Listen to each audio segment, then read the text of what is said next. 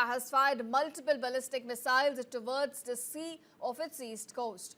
Now, South Korean military says the missiles were launched from the capital at around 7:50 a.m. local time, and they flew nearly for about 900 kilometers before falling into the sea. Now, this is North Korea's first ballistic missile launch in about 2 months, and it comes at a very sensitive diplomatic moment. South Korean president is leaving today for a state visit to China, where peace on the Korean peninsula is expected to be a key issue. Now, Seoul has termed the missile launches a provocative act and a clear violation of the UN Security Council resolutions. In fact, an emergency security meet has also been convened at the South Korean presidential office. The Joint Chief of Staff says surveillance has now been heightened, with information also being shared closely with the United States and Japan. Meanwhile, Japan's defense ministry also confirmed that missiles have already fallen into the sea, and the launches, in fact, come amid renewed weapons activity by North Korean leader Kim Jong-un, who has recently called for a sharp increase in the missile production.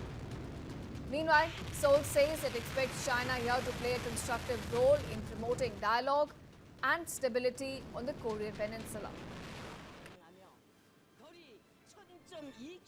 Korea has fired multiple ballistic missiles towards the sea of its east coast. Now, South Korean military says the missiles were launched from the capital at around 7:50 a.m. local time, and they flew nearly for about 900 kilometers before falling into the sea. Now, this is North Korea's first ballistic missile launch in about 2 months, and it comes at a very sensitive diplomatic moment. South Korean president is leaving today for a state visit to China, where peace on the Korean peninsula is expected to be a key issue. Now, Seoul has termed the missile launches a provocative act and a clear violation of the UN Security Council resolutions. In fact, an emergency security meet has also been convened at the South Korean presidential office. The Joint Chief of Staff says surveillance has now been heightened, with information also being shared closely with the United States and Japan.